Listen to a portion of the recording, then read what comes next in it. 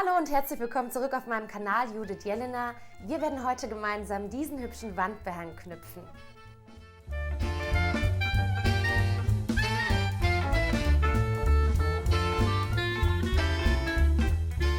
Falls Makramee für dich absolutes Neuland ist, dann empfehle ich dir auf jeden Fall vorher mal mein Basic Makramee Knoten Video anzuschauen. Das habe ich dir hier verlinkt. Dort erkläre ich nochmal jeden Knoten ganz langsam Schritt für Schritt.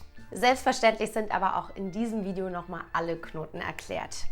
Ich arbeite in diesem Video mit dem Makramee-Garn von MyBoshi. Das ist ein gezwirntes 4 mm dickes Garn und lässt sich besonders leicht auskämmen. Das ist später für die Quasten besonders wichtig. Außerdem wird das Video heute von MyBoshi unterstützt. Vielen Dank an dieser Stelle.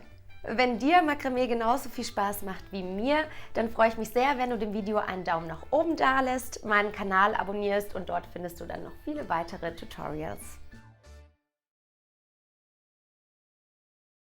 Nehmt euch euren ersten Strang, legt den in der Mitte zusammen und dann kommt ihr hier von oben, ungefähr in der Mitte von eurem Stock, da um diesen Stock rum und dann geht ihr durch diese Schlaufe hier mit den zwei Enden durch und zieht die fest. Und das wiederholen wir jetzt einfach auch mit den restlichen Strängen. Wieder von oben durch, dann durch diese Schlaufe hier und festziehen.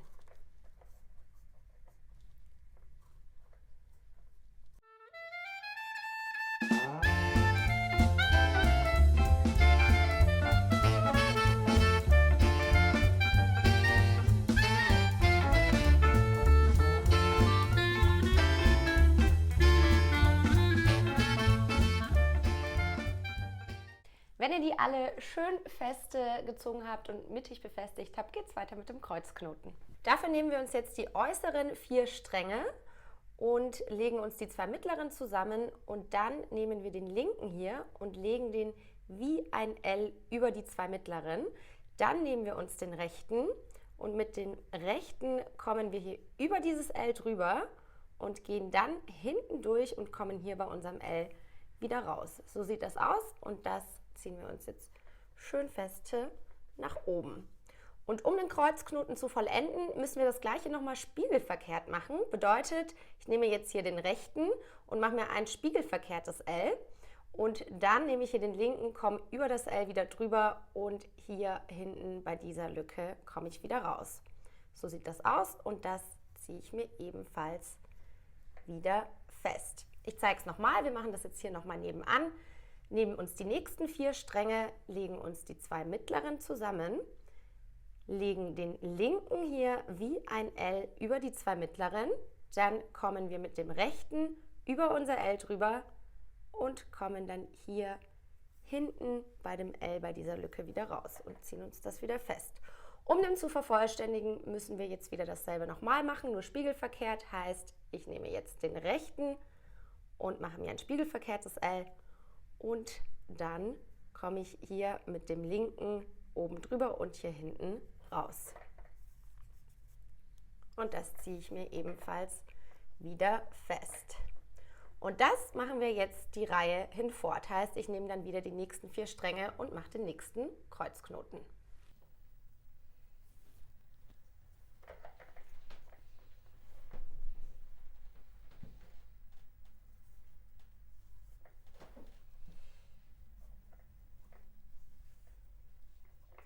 Wenn ihr dann mit der ersten Reihe Kreuzknoten fertig seid, dann starten wir mit der zweiten und dafür machen wir eigentlich dasselbe, nur dass wir jetzt die äußeren 2 hier weglegen und dann die nächsten 4 nehmen. Heißt, ich nehme jetzt 2 von dem letzten Kreuzknoten und 2 von dem nächsten. Und so geht es dann Reihe für Reihe weiter, bedeutet, wir legen dann in jeder Reihe nochmal die äußeren 2 weg.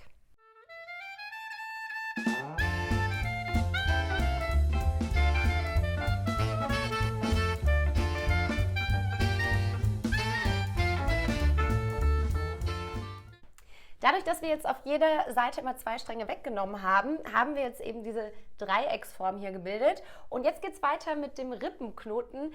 Der Rippenknoten ist so ein bisschen tricky, also ich habe damals auch ein Weilchen gebraucht, um den zu verstehen. Falls der euch jetzt zu kompliziert und zu schnell gehen sollte, dann verlinke ich euch hier nochmal ein Video, in dem ich den nochmal genauer erkläre. So, wir machen jetzt erstmal einen Rippenknoten von hier bis in die Mitte runter und dafür nehmen wir uns jetzt den äußersten Strang. Ganz wichtig, um diesen wird immer nur geschlungen. Heißt, den halte ich mir jetzt hier einfach fest und dann nehme ich den daneben, komme von unten über diesen hier drüber und dann gehe ich hier durch diese Lücke durch. Und den halte ich, wie gesagt, einfach nur fest und dann schlinge ich mir den sozusagen hier hoch. Und beim Rippenknoten ist es genauso, dass man den auch immer zweimal machen muss, um den zu vervollständigen. Heißt, den halte ich immer noch einfach nur fest, meinen Führungsfaden, und dann komme ich hier wieder mit dem hier oben drüber und gehe hier durch diese Lücke durch. Und dann schlinge ich ihn mir wieder nach oben und ziehe ihn fest. Das ist jetzt mein erster Rippenknoten. Ich zeige es nochmal. Also wir halten den nach wie vor weiter fest und nehmen jetzt den nächsten Strang und kommen hier von unten über unseren Führungsfaden drüber und gehen dann hier durch diese Lücke, halten den wie immer nur fest und dann schlingen wir uns den hier hoch. Und um den zu vervollständigen, mache ich dasselbe jetzt natürlich nochmal. Heißt, ich komme wieder hier über diesen Führungsfaden drüber und gehe dann durch diese Lücke und schlinge mir nach oben. Und so geht es jetzt bis zur Mitte weiter, heißt, mein Führungsfaden halte ich nach wie vor einfach nur fest, nehme mir jetzt den nächsten Strang und komme hier wieder von unten über meinen Führungsfaden drüber, gehe durch diese Lücke durch, ziehe ihn mir fest und um ihn zu vervollständigen, mache ich das nochmal.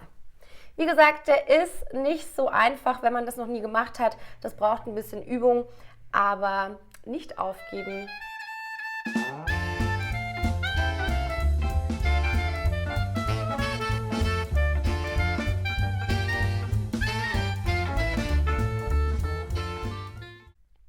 Der ist, wie gesagt, wirklich nicht so einfach, aber es ist noch kein Meister vom Himmel gefallen. Übung macht den Meister, nicht aufgeben. Und jetzt machen wir dasselbe nochmal spiegelverkehrt von der anderen Seite. Heißt, ich nehme jetzt hier den ganz äußeren von der rechten Seite und das ist jetzt mein Führungsfaden. Um den wird nur geschlungen. Also heißt, den lege ich hier wieder einfach nur drüber und um den schlinge ich jetzt sozusagen rum. Also nehme ich jetzt hier den links daneben und komme hier von unten nach oben und gehe dann durch diese Schlaufe durch und schlinge ihn mir dann hier oben drüber. Und dasselbe mache ich nochmal, um ihn zu vervollständigen. Heißt, den halte ich einfach nur fest, komme hier wieder von unten, hier oben drüber und gehe dann hier durch diese Schlaufe durch und schlinge ihn mir wieder fest. Das ist jetzt mein erster Rippenknoten auf der rechten Seite und das wiederhole ich jetzt wieder bis runter zur Mitte. Heißt, den halte ich weiterhin einfach nur fest, nehme den nächsten Strang und komme dann von unten hier oben drüber und komme hier bei dieser Schlaufe raus und schlinge mir den dann wieder nach oben. Und dasselbe mache ich, um ihn zu vervollständigen, noch einmal. Heißt, ich komme hier wieder über diesen Führungsfaden drüber, durch diese Lücke und schlinge ihn mir nach oben.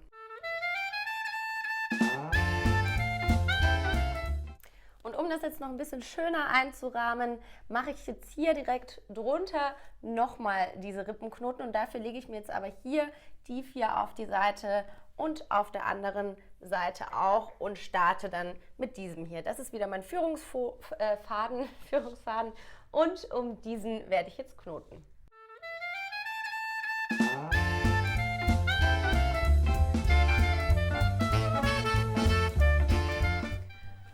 Weil es so schön war, gleich nochmal.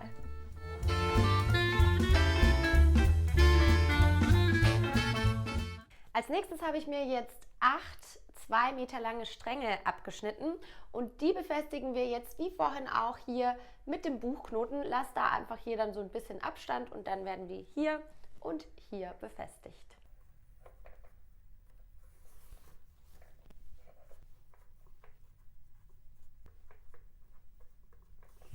Und dann geht es auch direkt wieder mit einem bereits vertrauten Knoten weiter, nämlich machen wir jetzt wieder hier wie am Anfang auch den Kreuzknoten. Und zwar machen wir das erst einmal hier immer und immer wieder runter und danach mit diesen hier und dasselbe machen wir dann noch auf der anderen Seite.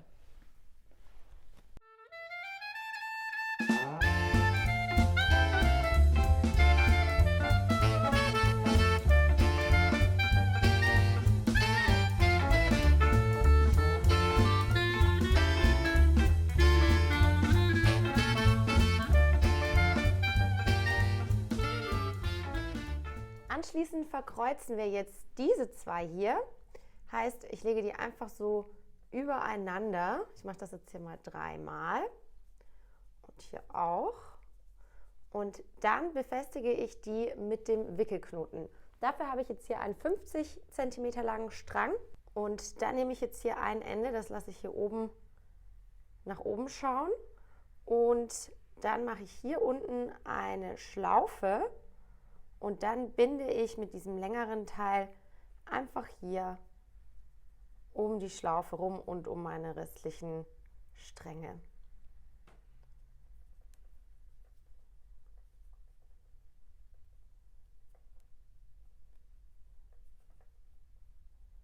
Und dann, wenn der Faden relativ kurz wird, dann ziehe ich ihn hier einmal durch meine Schlaufe durch, beziehungsweise fehle ihn durch meine Schlaufe und ziehe dann den anderen Faden hier oben richtig fest.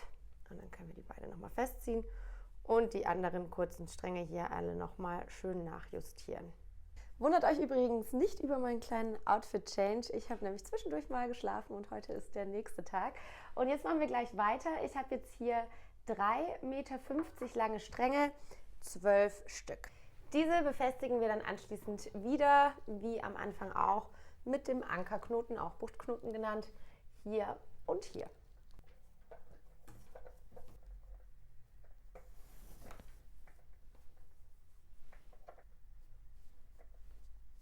Jetzt kommt der vermutlich komplizierteste Part. Das ist aber wirklich auch alles nur ein bisschen Übungssache. Ich verlinke euch hier nochmal ein Video, wo ich das nochmal ein bisschen ausführlicher erkläre. Wir starten jetzt einmal hier auf der rechten Seite und legen uns die in der Hälfte auseinander. Heißt, ich habe jetzt hier 6 Stränge und hier auch 6 Stränge. Und dann nehme ich mir jetzt hier den mittleren, also heißt den rechts von den 6 linken Strängen und mache jetzt wieder hier Rippenknoten. Und zwar von der Mitte bis hier runter.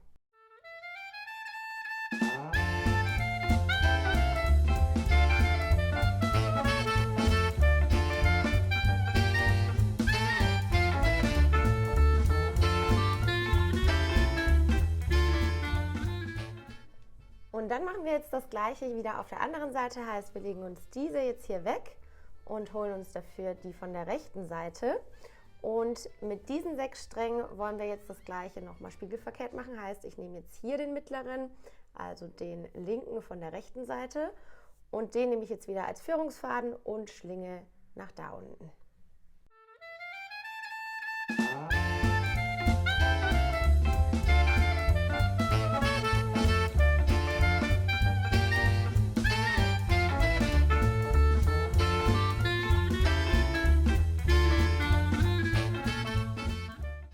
Dann habe ich jetzt hier so ein Dreieck und da ich jetzt hier noch ein Muster innen machen möchte, mache ich hier einen Kreuzknoten. Allerdings nehme ich dafür nicht wie gewohnt diese 4 Stränge, sondern nehme alle hier in der Mitte, also außer diese 2, mit denen wir gerade eben, die wir umschlungen haben.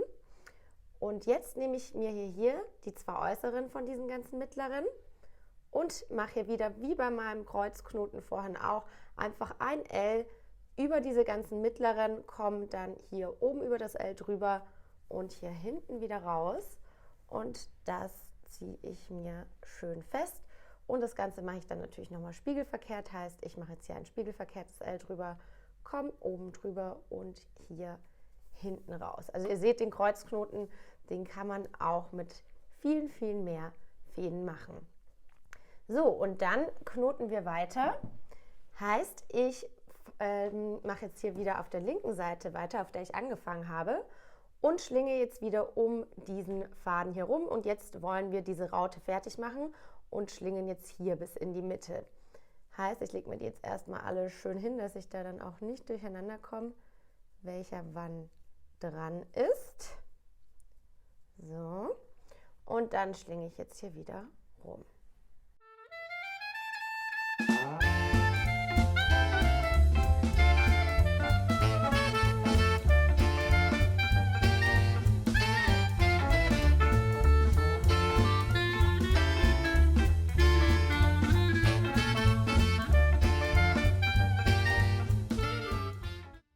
Wenn wir dann hier in der Mitte angekommen sind, dann machen wir das gleiche nochmal von dieser Seite hier. Heißt, ich nehme jetzt hier diesen wieder als Führungsfaden und schlinge um diesen bis runter zur Mitte rum.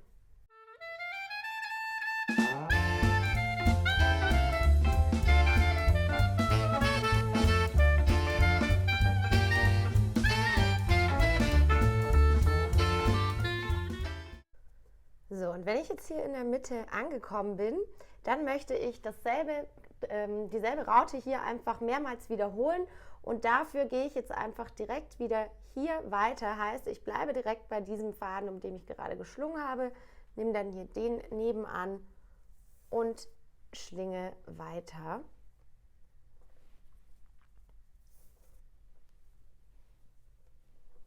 Und das geht jetzt, wie gesagt, hier einfach wieder rüber. Also es ist wirklich im Prinzip genau dasselbe, wie wir es hier gemacht haben. Heißt, ich knote wieder bis hierhin, dann mache ich hier die andere Seite, dann nehme ich dann den und knote hier darum. Dann mache ich diesen Kreuzknoten, diesen großen in der Mitte und so weiter und so fort.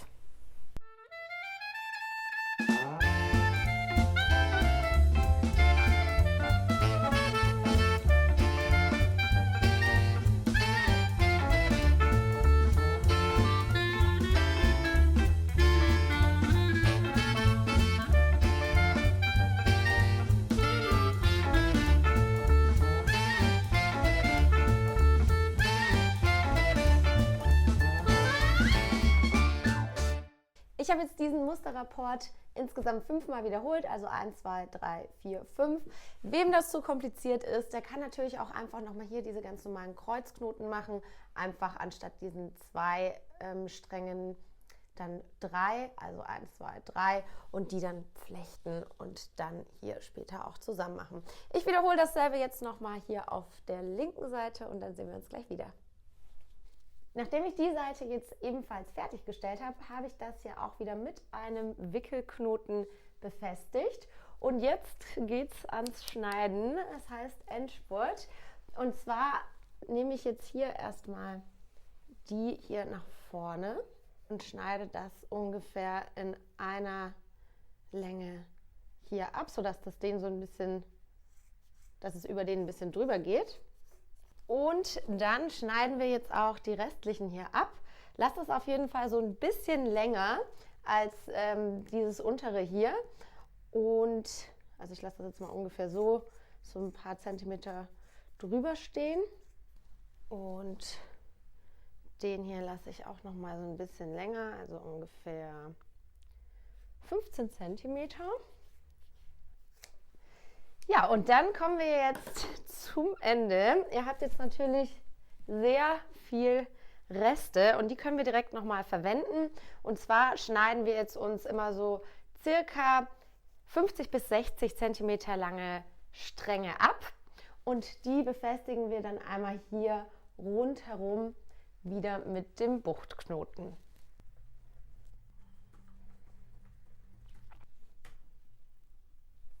Ich muss sagen, ich bin richtig zufrieden bis jetzt mit dem Wandbehang. Er sieht sehr, sehr hübsch aus. Das Einzige, was mich jetzt so ein bisschen stört, ist, dass die hier ein bisschen zu kurz abgeschnitten wurden. Also immer lieber ein bisschen länger lassen, weil abschneiden könnt ihr im Nachhinein immer noch, aber was dran kleben natürlich nicht mehr. Und jetzt könnt ihr, wenn ihr Lust habt, das alles noch auskämmen. Ich werde das jetzt erstmal nur hier bei diesem Mittelteil machen. Als letztes machen wir jetzt noch diese Tasseln. Ich habe hier schon mal eine vorbereitet. Und wie die gehen, das zeige ich euch jetzt. Ich habe mir jetzt hier 10 gleich lange Stücke à 30 cm abgeschnitten in einer sehr hübschen Nudefarbe.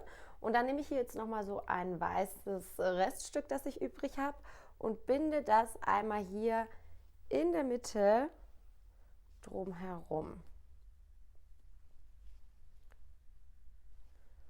Und dann kann ich jetzt hier diese anderen Stränge auskämmen.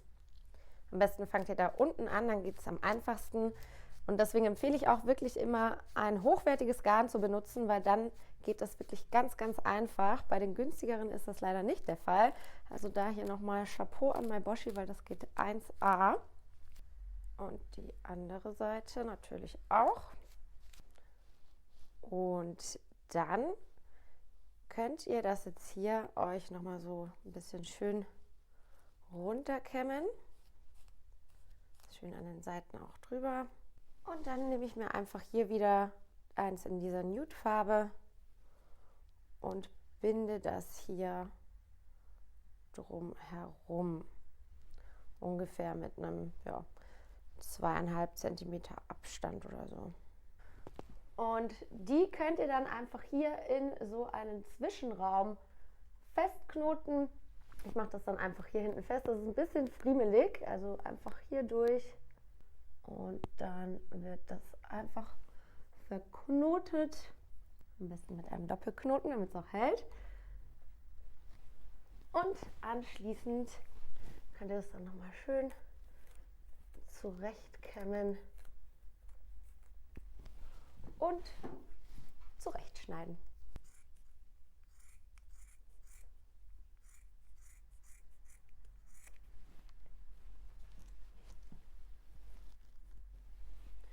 Insgesamt mache ich jetzt 6 Stück von diesen Tasseln, heißt ich mache eine hier rein, eine da rein und eine hier unten und dasselbe dann eben nochmal hier auf der anderen Seite.